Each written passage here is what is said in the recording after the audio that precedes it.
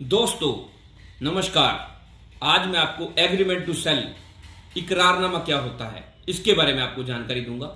जैसे कि आपको पता है कोई भी प्रॉपर्टी मूवेबल इमूवेबल आप खरीदते हैं तो उसमें एक एग्रीमेंट टू सेल होता है, खरीदने का इकरारनामा। ये इंडियन कॉन्ट्रैक्ट एक्ट 1872 के अंदर डिफाइन किया गया है।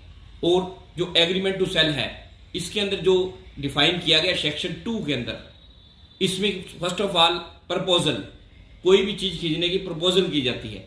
उसके बाद सेकंड पार्टी भी एक्सेप्टेंस देती है। एक्सेप्टेंस के बाद वो कॉन्ट्रैक्ट बनता है और वही इन्फोर्सेबल इन लॉ होता है। सेकंड, और इसको स्पेसिफाई और डिफाइन किया गया transfer of property act section 54 के अंदर।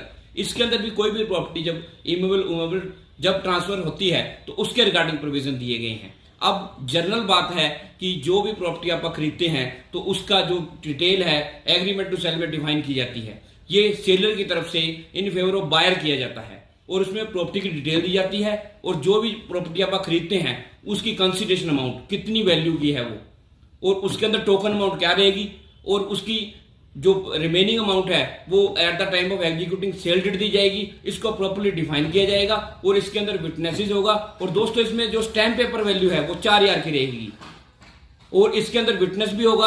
और इसको आप नोटरी पब्लिक से भी रजिस्टर करवा सकते हैं और सब रजिस्ट्रार के पास भी रजिस्टर करवा सकते हैं।